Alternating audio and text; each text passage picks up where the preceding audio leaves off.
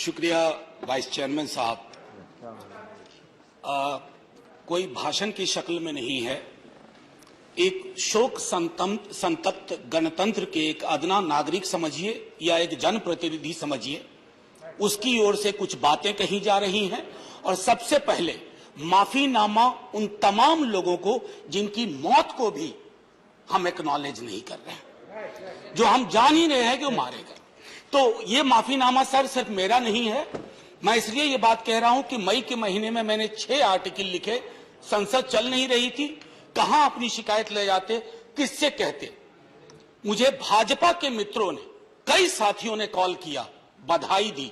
मैं उनका भी एहतराम करता हूं और कहता हूं कि ये भरोसा इस सदन का है कि हम सबको एक साझा माफीनामा उन लोगों के नाम भेजना चाहिए जिनकी लाशें गंगा में तैर रही थी।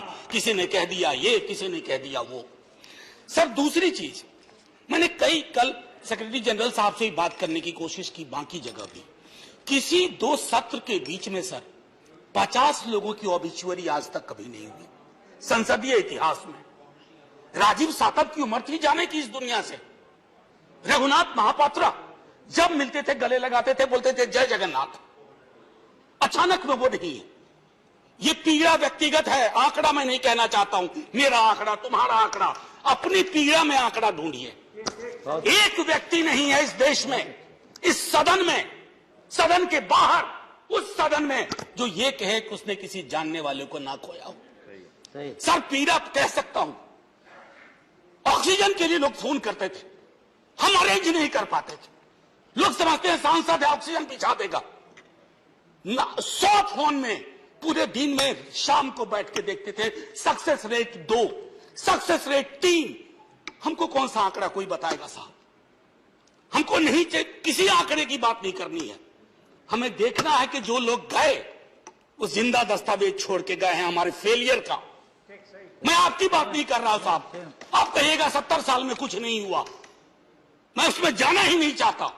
ये कलेक्टिव फेलियर है 47 से लेके अब तक की सारी सरकारों का। क्या बना दिया हमने? मुझे पता नहीं था कि अस्पताल और ऑक्सीजन का क्या रिश्ता होता है सर। ईमानदारी से कहता हूं, मैं मेडिकल बैकग्राउंड से नहीं आता हूं। सुबह से लोगों को दिखता था ऑक्सीजन ऑक्सीजन, रेमडेसिविर। मैं तो दवाइयों के नाम तक शुरू में सर प्रोनाउंसिएशन चेक किए कि कैसे उच्चारण करूंगा। ये हालत है। और तब हम आंकड़ों की बात कर रहे हैं, तब हम ये बात कर रहे हैं थैंक यू फलाना साहब, चिलाना साहब। सर मैं यहां से निकलता हूं, बहुत बड़ा विज्ञापन लगा हुआ है, मुफ्त वैक्सीन, मुफ्त राशन, मुफ्त इलाज। सर एक मिनट, मैंने किसी नहीं, please I don't want my time. मैं किसी दल की ओर से आज नहीं बोल रहा हूं। मैं दावे के साथ कहता हूं, मैं लाखों लोगों की ओर से बोल रहा हूं जो यहां बोलना चाहते हैं। अब मेरी बात सुनिए, आज शिकायत नहीं कर रहा हूं आपसे। ये वेलफेयर स्टेट है ना। एक साबुन की टिकिया अगर कोई गरीब गांव में खरीद रहा है ना सर, तो अडानी अंबानी के बराबर का करदाता है। आप उसको कह रहे हो मुफ्त वैक्सीन, मुफ्त इलाज, मुफ्त राशन। नहीं साहब, कुछ मुफ्त नहीं है, उसका स्टेक है। इस वेलफेयर स्टेट का कमिटमेंट है, उसको आप डिनाइग्रेट मत करिए, डेमोनाइज मत करिए, उसे बौना मत बनाइए। ये आग्रह है मेरा। सर मैं इससे पहले की कुछ और बातें कहूं, मेरे पास सही वक्त है। सर इस कोरोना को मैं भी मानता हूं, मेरे पूर्व के वक्ता कुछ कह रहे थे, ये चैलेंज है हमारे लिए सर। बहुत बड़ी बड़ी बातें नए कानून की हो रही है। राइट टू हेल्थ की बात क्यों नहीं करते हम लोग? राइट टू हेल्थ, स्वास्थ्य का अधिकार, उसमें कोई किंतु परंतु लेकिन परंच नहीं। सीधे तौर पे स्वास्थ्य का अधिकार constitutionally guaranteed, right to life के साथ लिंक करिए। किसी अस्पताल की मजाल नहीं होगी कि वो उस खिलवाड़ कर पाए उस राइट टू लाइफ का। करना नहीं चाहते। राइट टू वर्क, उस पर काम करिए। पॉपुलेशन को लेकर के बहुत बातें हो रही हैं साहब। डेमोग्राफी को, डेमोग्राफर्स को छोड़ दीजिए, बड़ा संश्लिष्ट विज्ञान है, लेकिन ये हम कर सकते हैं इस सदन और उस सदन में। Right to life, right to work पर लेजिस्लेशन लाइए ताकि कोई आपदा आए। अभी तो हमारे लीडर ऑफ हाउस नहीं है, नए बने हैं। उनसे मैं कहता, जब वो रेल मंत्री थे, हॉस्पिटैलिटी सेक्टर के लोगों को निकाल दिया गया इसी कोरोना काल में। मैंने लगातार आवाज उठाई, कोई सुनने वाला नहीं है सर, कोई नहीं सुन रहा। अगर आप सांसद की नहीं सुन रहे हैं तो जो छोटे अदना संविदा वाले नौकरी से निकाले गए उसकी कौन सुनेगा सर। एक और अद्भुत चीज हुई इसी कोरोना के दौरान, माननीय उपसभापति महोदय, जब हाहाकार मचा हुआ था हॉस्पिटल के लिए, आईसीयू बेड्स के लिए,